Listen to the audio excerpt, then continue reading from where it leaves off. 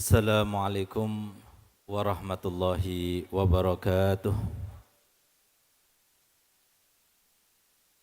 Alhamdulillahirabbil alamin. Wassalatu wassalamu ala asyrafil anbiya'i wal mursalin. Sayyidina wa habibina wa syafi'ina wa nuri qulubina Muhammad habibi rabbil alamin wa imamil ghurril muhajjalin wa ala alihi wa sahbihi ajma'in. Subhanaka la ilma lana illa ma 'allamtana innaka antal alimul hakim. Rabbi shrah li sadri wa yassir li amri wahlul 'uqdatam min lisani yafqahu qawli, amma ba'du. Yang sama-sama kita hormati, kita cintai, kita takdimi dan kita taati para alim ulama, para kiai, para habaib, para tokoh masyarakat, wabil khusus keluarga besar daripada almarhum al-maghfurlah Kiai Syamsul Arifin, Kiai As'ad, yang dalam hal ini kami sebutkan secara khusus akhina fillah Kiai Azaim dan semua keluarga besar Ibu Nyai, keluarga besar daripada Kiai As'ad, yang kita doakan semoga mereka semuanya panjang umurnya, sehat badannya, dimudahkan segala urusannya, bertambah semangat dakwahnya, bertambah cinta Nabinya untuk mereka semuanya, dan kita semuanya mendapatkan barokah daripada mereka semuanya. Amin ya rabbal alamin. Tidak lupa kepada Ketua PBNU Kiai Miftahul Akhyar dan semua para kiai, mohon maaf saya tidak sebutkan satu persatu namanya tanpa mengurangi rasa hormat kami kepada mereka semuanya. Hadirin hadirat yang dimuliakan oleh Allah, alhamdulillah, marilah kita panjatkan puja dan puji syukur kita ke hadirat Allah Subhanahu wa taala yang tidak terhingga dan tidak terbilang. Karena pada siang pagi hari ini sampai menjelang siang, alhamdulillah kita bisa mendapatkan taufik dan hidayah sehingga kita bisa duduk bersama-sama di sini mendoakan guru kita almarhum al-maghfurlah Kiai As'ad, Kiai Fawaid, Kiai Syamsul Arifin. Semoga apa yang telah kita laksanakan ini menjadi sebab insyaallah kita diampuni dosa-dosanya, dikabulkan semua hajatnya. Pulang dari tempat ini kita semuanya sudah dipastikan Allah Ta'ala sebagai hambanya yang paling besar mendapatkan anugerahnya, hambanya yang panjang usianya, sehat badannya, dimudahkan segala urusannya, banyak harta bendanya, melimpah bahagia dengannya, tapi tidak ada hisab di akhiratnya. Kemudian setelah cukup modal berjumpa dengannya, meninggal dunia dalam keadaan husnul khatimah, dalam keadaan husnul khatimah, dalam keadaan husnul khatimah. Amin ya rabbal alamin. Setiap kali para kiai, para alim ulama berdakwah selalu menyempatkan diri untuk berdoa. Karena memang sumber rahmat yang paling besar itu adalah majelis-majelis ilmu yang semacam ini. Disinilah Allah turunkan rahmat. Bahkan rahmat terbesarnya Allah turunkan di muka bumi dari tempat-tempat semacam ini. Sehingga harapan yang kita punya, selain berusaha dan berupaya untuk menggerahkan rahmat Allah untuk kita semuanya, adalah kita berdoa kepada Allah Subhanahu wa taala. Karena memang banyak di antara kita yang sudah lupa bahwasanya peringatan yang kita dapatkan di dalam peringatan haul, dalam peringatan Maulid Nabi, Isra Mi'raj dan sebagainya, itu merupakan sebuah hal yang paling bermanfaat bagi kaum mukminin. Sehingga Allah Ta'ala firman, "Fadzakir fa inna dzikra tanfa'ul mu'minin." Yang paling bermanfaat untuk kita terutama di akhir zaman seperti sekarang ini adalah peringatan. Selama masih ada yang memperingatkan kita, selama masih mau kita mendapatkan peringatan, maka selama itu pula berarti kita masih dalam kebaikan. Tapi kalau sudah kita tidak ada yang memperingati, kalau sudah kita tidak suka dengan peringatan, maka di saat itulah berarti kita termasuk hamba Allah yang jauhkan daripada rahmatnya. Semoga kita termasuk yang mau mendengarkan dan mau mendekatkan diri kepada tempat-tempat peringatan Allah. Amin, amin ya rabbal alamin. Di antara hal yang menjadi peringatan Nabi kita Muhammad SAW untuk umatnya yang banyak di antara kita sudah melupakannya. Dalam sebuah hadis Nabi SAW bersabda, pada saat itu beliau dalam keadaan menangis sejadi-jadinya.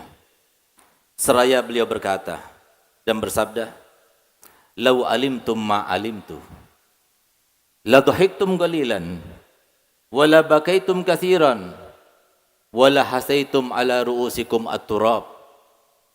Seandainya kalian tahu dengan apa yang aku ketahui, maka niscaya kalian akan tertawa sedikit, akan menangis banyak, dan akan mengambil debu untuk menaburkannya di atas kepala karena sesuatu yang telah diketahuinya seperti diketahui oleh Nabi kita Muhammad SAW.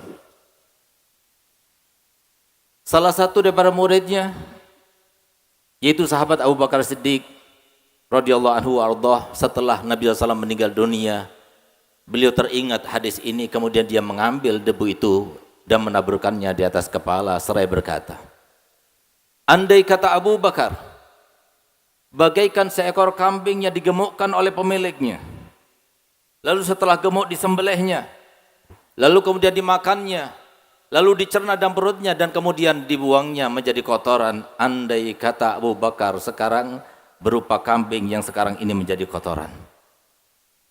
Subhanallah, pada saat itu di sampingnya ada Sayyidina Umar bin Khattab. Beliau tidak kalah juga, beliau menangis dan berkata, andai kata Umar adalah rerumputan yang dimakan oleh binatang, kemudian berada dalam perutnya, dicerna dalam perutnya, lalu kemudian keluar dari jadi kotoran, andai kata Umar sebagai rumputan itu kemudian menjadi kotoran. Kenapa Nabi kita Muhammad SAW mengatakan demikian? Kenapa Sayyidina Abu Bakar dan Sayyidina Umar Khattab mengatakan demikian? Karena memang kehidupan ini bukan seperti hayalan yang sering kita hayalkan. Kenyataan hidup ini tidak seperti yang kita kira. Kenyataan hidup ini bukan seperti yang kita kehendaki. Tapi kita hidup dengan misi dan visi Allah. Kita sendiri misinya dan visinya, kalau tidak sesuai dengan misi dan visi Allah, tidak akan terlaksana sama sekali. Sehingga bisa bayangkan, kalau Allah Subhanahu wa taala berfirman dalam Al-Qur'an, bahkan firman-Nya diawali dengan sumpahnya, sehingga kita bisa bayangkan kalau seumpama kita tidak mengambil contoh daripada Kiai As'ad, Kiai Fawaid dan semua para kiai yang telah meninggalkan kita, maka niscaya kehidupan kita akan carut marut dalam keadaan kebingungan, sehingga tatkala kita meninggal dunia, ditinggalkan oleh semua keluarga, barulah kita merasa sadar.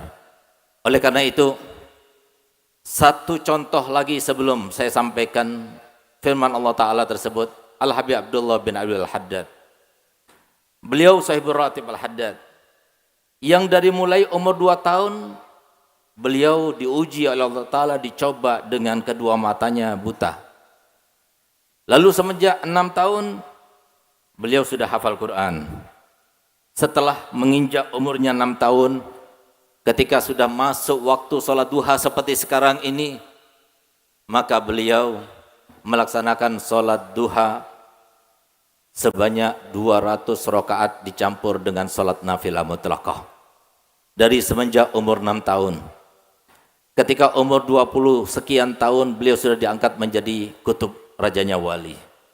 Sampai ketika meninggal dunia umurnya 88 tahun. Imam Nawawi cuma 3 minggu. Imam Ghazali cuma 3 bulan. Ini beliau 60 sekian tahun. Tapi lihat bagaimana apa yang dikatakan oleh beliau. Ketika beliau dalam keadaan sakaratul maut, dalam keadaan naza', di saat itulah beliau katakan, tafidu uyuni biddumu'is sawaqibi wa mali la abki ala khairin zahibi. Telah mengalir kedua mataku dengan air mata yang bercampurkan dengan darah. Bagaimana aku tidak menangis? Karena banyak waktu-waktu yang terluang, banyak waktu yang terbuang, aku tidak mengisinya dengan kebaikan demi kebaikan. Ini perkataan beliau, pernyataan beliau. Bagaimana kiranya dengan kita yang banyak membuang waktu itu. Sehingga lihat bagaimana Allah Ta'ala firman, la uqsimu bihadal balad, aku bersumpah demi kota suci Makkah ini. Wa anta hillun bihadzal balad, dan engkau wahai Muhammad tinggal di kota suci Makkah ini. Wa walidin wa ma walad, dan setiap aku bersumpah demi orang tua yang melahirkan dan yang tidak melahirkan. Laqad khalaqnal insana fi kabad, kami ciptakan manusia semua dalam kesusahan. Tidak ada seorang pun di antara kita yang hidup dengan tanpa susah. Mau jadi orang kaya kerja dulu, susah. Nggak jadi orang kaya maka susah hidupnya. Jadi orang alim susah mau jadi orang alim. Nggak jadi orang alim lebih susah. Semuanya hidupnya susah.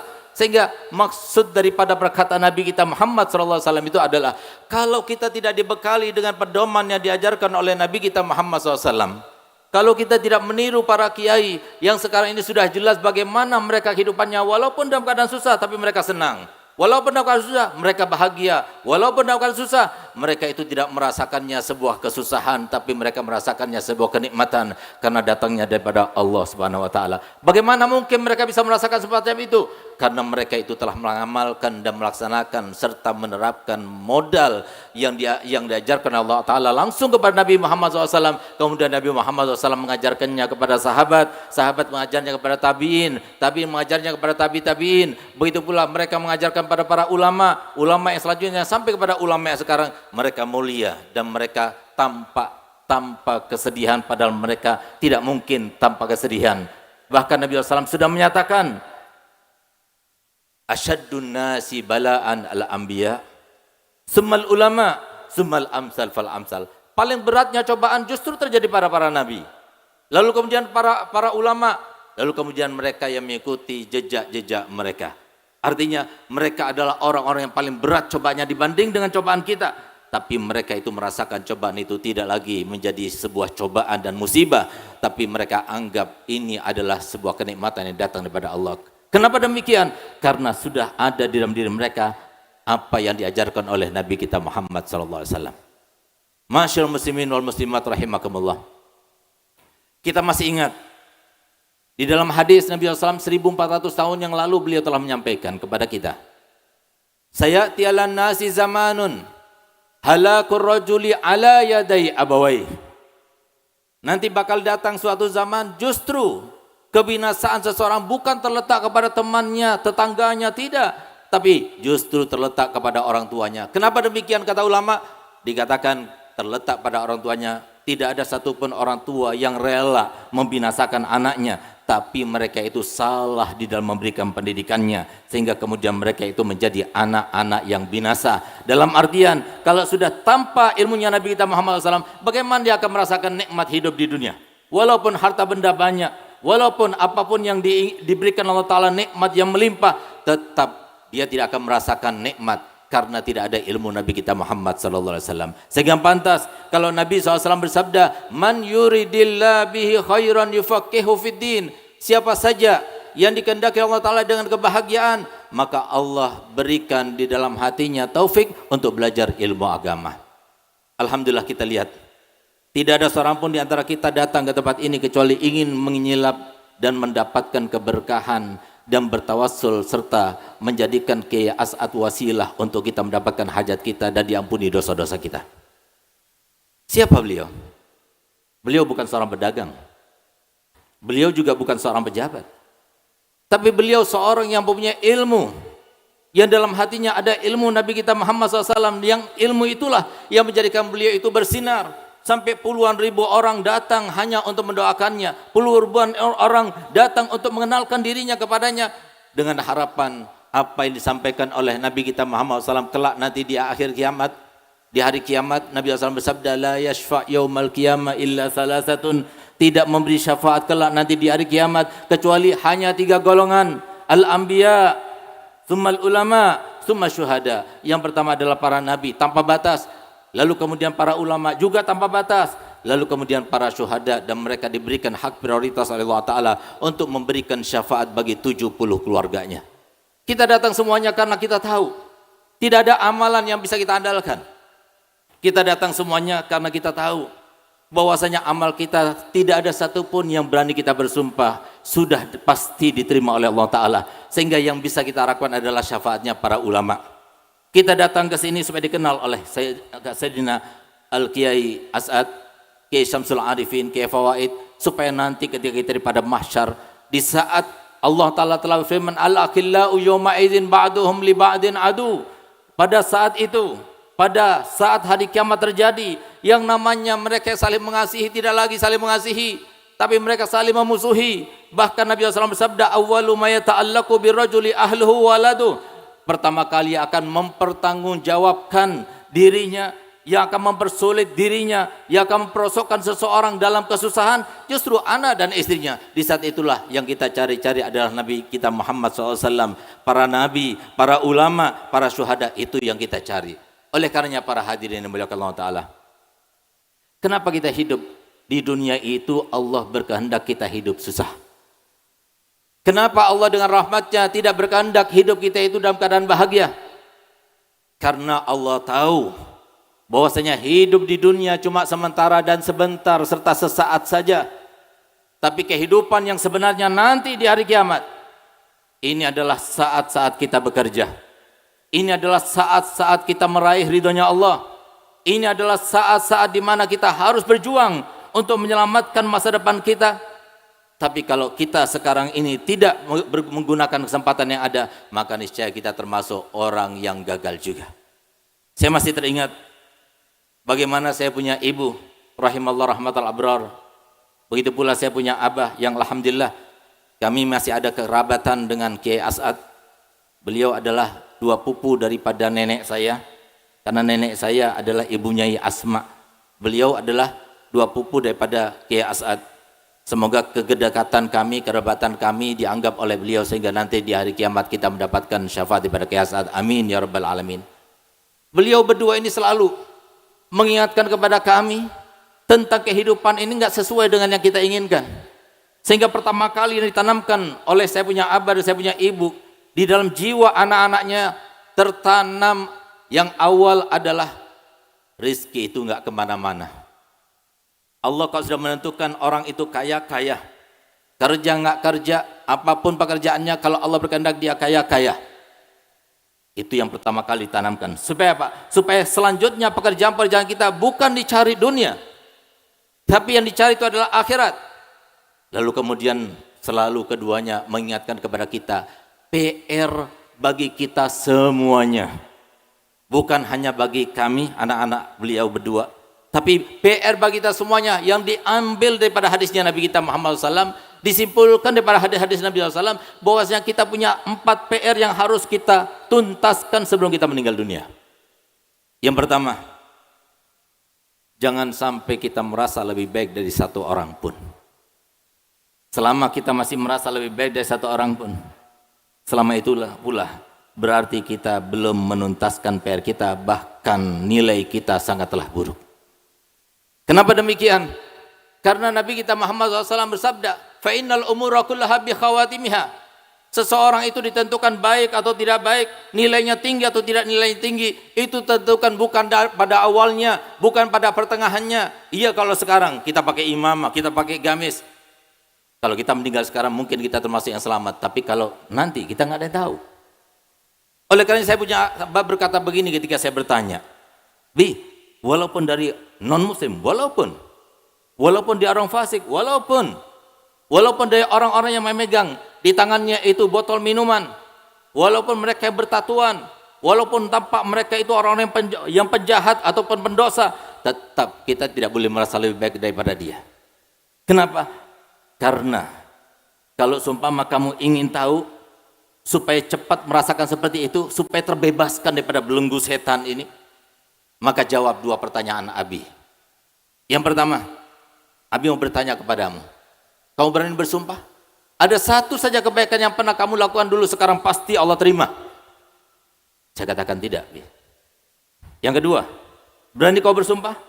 Ada satu saja kemaksiatan yang pernah kamu lakukan, satu saja kemaksiatan yang pernah kamu lakukan dulu sekarang sudah pasti Allah ampuni dosanya dan Allah terima taubatnya? Saya jawab, tidak Bi. Kalau begitu, atas dasar apa kamu merasa lebih baik dari satu orang pun?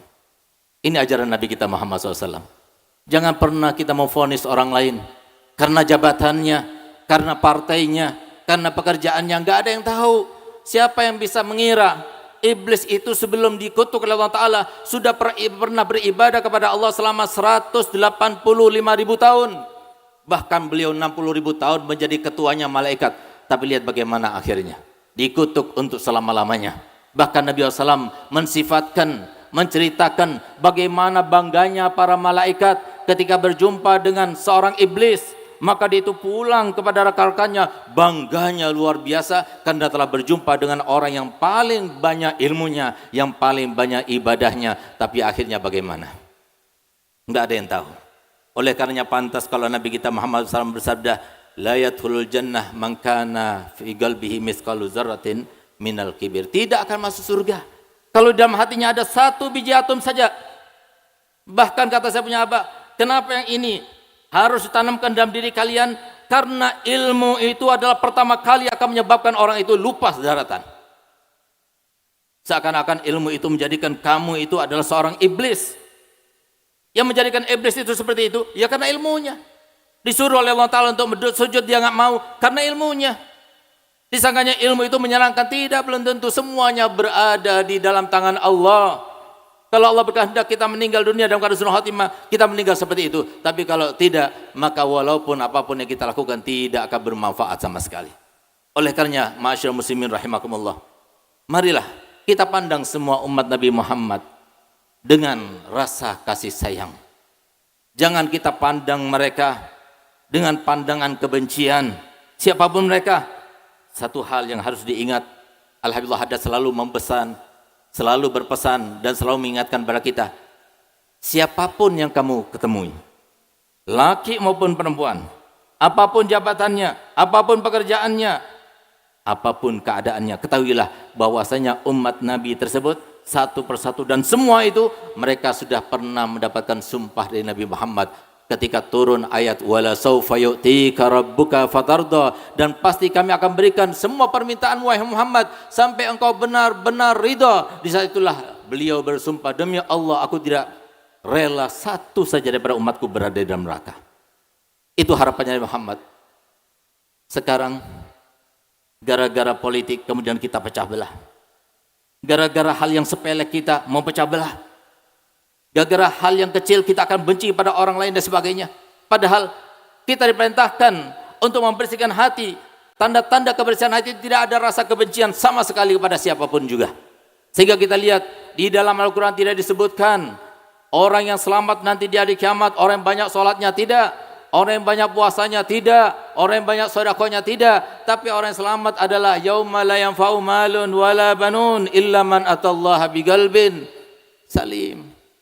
Enggak mudah kita berjumpa dengan orang lain seperti sekarang ini.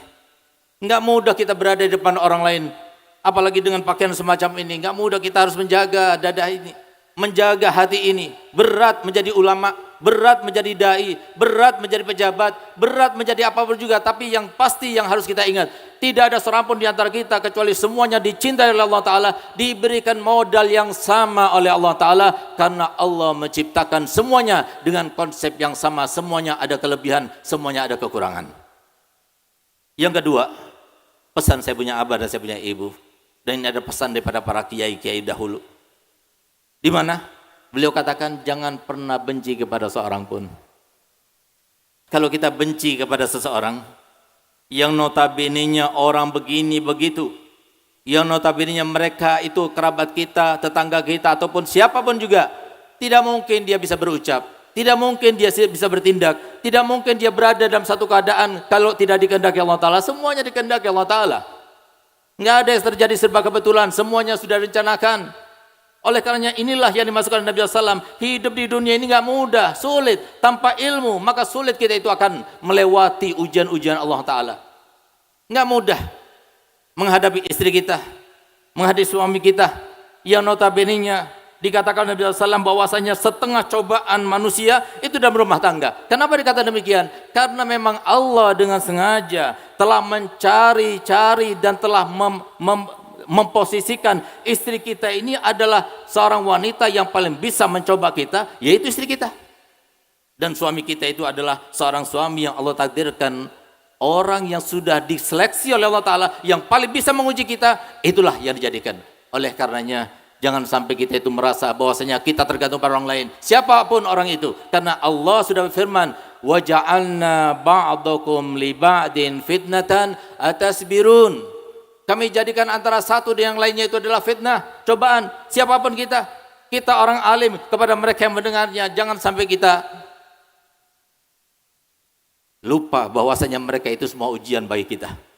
Mereka itu kesempatan buat kita. Jangan sampai kemudian karena mereka itu adalah murid kita, mereka itu mendengarkan kita, berarti mereka itu saya lebih baik daripada mereka. Tidak sama sekali. Jangan kita merasa semacam itu. Tambah tinggi jabatan seseorang, tambah tinggi ilmu seseorang, tambah berbahaya. Kalau dia nggak punya ilmu, maka berbahaya untuk melewatinya. Oleh karena yang paling penting sekarang, untuk supaya kita hidup di dunia ini selamat, sampai di akhirat nanti selamat, adalah doa. Hadiri maulid-maulid, hadiri haul-haul, datangi para ulama, datangi para solehin, minta doa supaya selamat daripada fitnah akhir zaman, supaya meninggalnya dalam keadaan husnul khatimah. Kenapa? Karena pada saat itulah fitnah yang paling besar. Dikatakan oleh Imam Ghazali, kalau ditanya fitnah yang paling besar kepada per individu, kapan? Istrinya kah? Anaknya kah? Perempuan kah? Dunia kah? Harta benda kah? Tidak. Tapi fitnah yang paling besar adalah ketika kita menghadapi sakaratul maut. Di saat itulah ada dua pilihan saja. Kita meninggal dalam keadaan husnul khatimah. Semoga kita semacam itu ya Allah. Atau sebaliknya kita meninggal dalam keadaan husnul khatimah. Di saat itu yang datang bukan setan-setan biasa, tapi setan-setan kelas kakap, bahkan iblis sendiri yang datang. Ini kesempatan terakhirnya. Kalau ternyata dia meninggal dalam keadaan husnul khatimah, maka dia akan menangisi dan akan berkabung karenanya selama 40 hari mengambil tanah taruh di atas kepalanya. Tapi kalau ternyata dia meninggal dalam keadaan su'ul khatimah, maka mereka akan membuat mayoran selama 40 hari 40 malam lamanya.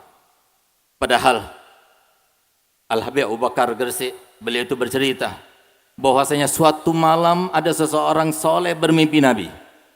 Pada malam ini telah meninggal daripada umatku sebanyak 1.500. Semuanya meninggal dalam keadaan su'ul khatimah. 1.500 zaman beliau. Bagaimana dengan zaman sekarang ini? Ini yang paling menakutkan. Fitnah yang terbesar itu adalah fitnah yang terakhir itu nanti. Yang di saat semua orang tidak peduli, bahkan yang di saat pada kerabat kita yang begitu menyayangi kita, yang terpikirkan dalam diri mereka adalah harta kita, warisan kita.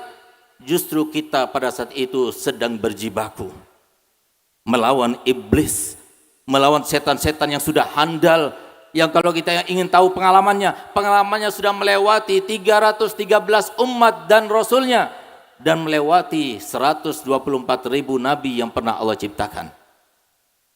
Lalu kita akan merasa mudah untuk menghadapinya. Tidak mudah. Satu-satunya kalau kita ingin selamat, dekati para ulama, masukkan pondok pesantren, belajarlah ilmu agama. Ilmu agama itulah anugerah Allah yang terbesar yang Allah berikan kepada hambanya.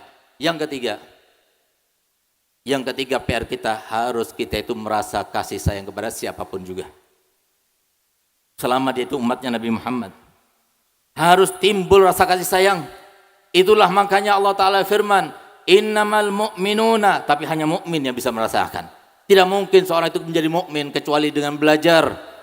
Setelah belajar dia itu tahu, menerapkan, jadilah dia mukmin. Enggak ada mukmin itu dengan otodidak. Innamal mu'minuna ikhwah, hanya orang mukmin yang menganggap satu mukmin dan yang lainnya itu adalah saudara. Ini PR yang ketiga kita. Tandanya kita tidak pilih kasih. Semuanya kita kasihi, semuanya kita sayangi, paling tidak kita doakan mereka. Dan yang terakhir, ini yang paling sulit untuk kita terapkan. Di mana Nabi kita Muhammad SAW sudah memberikan contoh kepada kita. Jauh sebelum beliau meninggal dunia, sudah dipastikan PR itu sudah tuntas dan sudah terselesaikan. Apa itu? Nabi SAW bersabda, khairukum li ahlih wa ana khairukum li ahli. Yang terbaik di antara kalian bukanlah mereka para ulama, bukanlah mereka para pejabat yang adil dan amanah, bukanlah mereka yang paling bermanfaat. Tidak, yang paling baik di sisi Allah adalah yang paling baik di mata keluarganya, bukan di mata sahabatnya, bukan di mata kerabatnya, bukan di mata tetangganya. Tidak, tapi lihat bagaimana keluarganya. Kadang-kadang kita itu kepada orang lain luar biasa, tapi kepada keluarganya, bahkan Nabi SAW bersabda, 1 dinar untuk di jalan Allah, 1 dinar untuk yatim, 1 dinar untuk miskin, 1 dinar engkau berikan kepada keluargamu, yang paling besar itu adalah 1 dinar yang kau berikan kepada keluargamu. Apapun yang kita lakukan tidak menjadi cerminan di sisi Allah, kecuali kalau kita lakukan itu dan itu diakui oleh keluarga kita. Kalau sudah keluarga kita mengatakan kamu adalah yang terbaik, Kamu adalah suami yang terbaik, kamu adalah ibu yang terbaik, kamu adalah ayah yang terbaik, kamu adalah anak yang terbaik, kamu adalah saudara yang terbaik, kamu adalah kerabat yang terbaik. Berarti kita juga terbaik di sisi Allah. Kalau sudah kita diakui semacam itu, silahkan meninggal kapan saja, maka insya Allah kita terbaik di sisi Allah. Akhirnya kita mohon pada Allah Ta'ala, semoga berkat Kiai As'ad, semoga berkat Kiai Syamsul Arifin, semoga berkat Kiai Fawaid, semoga berkat para kiai yang telah mendahului kita, semoga berkat mereka yang dikatakan Nabi SAW, tidak berkumpul umatku 40 orang kecuali situ ada seorang wali min auliya illah. Ya Allah, jadikanlah kami tidak meninggalkan tempat ini kecuali Engkau rahmati kami semua. Ya Allah, kami sekarang menjadi orang muslim karena Engkau merahmati kami. Ya Allah, kami menjadi muslim yang taat karena Engkau yang merahmati. Ya Allah, kami datang ke sini juga karena Engkau merahmati kami dengan memberikan hidayah kepada kami. Ya Allah, disinilah kami memohon kepadamu ya Allah.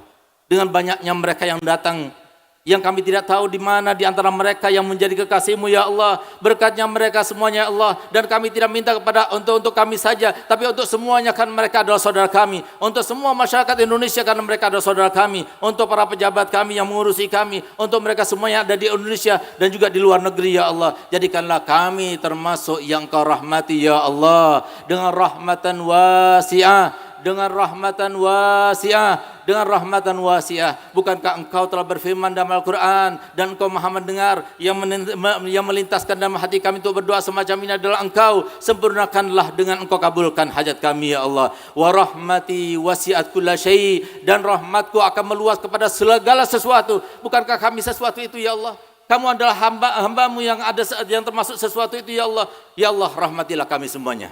Tidak ada seorang pun di antara kami, siapapun dia, apapun pekerjaannya, kecuali Engkau pandangan dengan pandangan rahmah. Yang dikatakan Nabi Muhammad, kalau sudah dipandang walaupun satu kali saja pandangan-Mu mengenai hati kami, maka kami akan bahagia selama-lamanya. Di dunia bahagia, di alam barzah bahagia, di alam akhirat bahagia. Ya Allah, jadikanlah kami termasuk yang Kau pandang ya Allah. Ya Allah, berkatnya para salafun saleh, berkatnya para ulama yang saleh, berkatnya mereka-mereka yang ketika berdoa pasti Engkau dengar ya Allah. Jadikanlah kami tidak keluar tempat ini kecuali semua dosa kami Engkau ampunkan ya Allah. Dosa inilah yang menjadikan kami selalu terbelit dalam masalah demi masalah. Sementara itu kami tidak pernah melihat bahwasanya yang membuat masalah itu adalah Engkau ya Allah. Yang maksud daripada masalah itu adalah hanya 3 saja, yaitu Engkau ingin menghapuskan dosa kami, Engkau ingin mengangkat derajat kami, Engkau ingin memberikan pahala kami, sampai kami lupa bahwasanya Engkau yang memberikan masalah. Tapi kami melihat siapa yang buat masalah, kami cari-cari siapa yang bikin masalah, malah kita bertambah masalah di atas masalah itu ya Allah. Ya Allah, ampunilah dosa-dosa kami ya Allah, supaya kami tidak merasa macam itu lagi,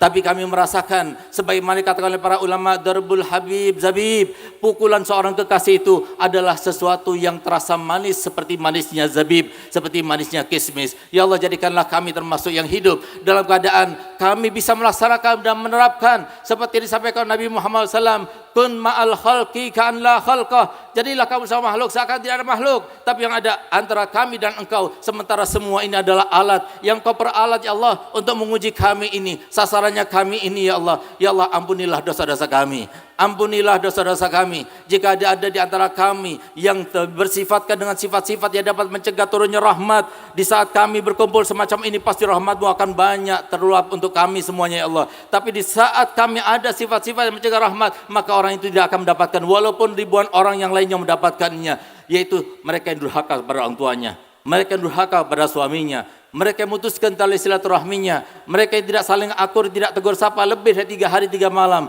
dan mereka yang mengkonsumsi minuman keras maupun narkoba. Ya Allah, jika ada di antara kami yang semacam itu ya Allah, maka jadikanlah kami membenci itu semuanya.